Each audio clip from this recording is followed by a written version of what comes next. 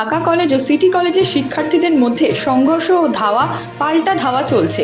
ঘটনাস্থলে অতিরিক্ত পুলিশের পাশাপাশি সেনাবাহিনী মোতায়েন করা হয়েছে। ঘটনা নিয়ন্ত্রণে আনতে গুলি ও টিয়ার সেল নিক্ষেপ করেছে পুলিশ।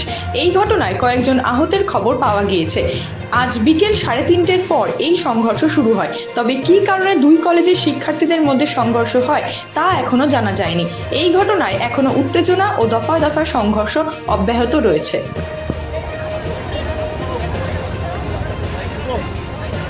একটু এদিকে লাইটারটা দিয়ে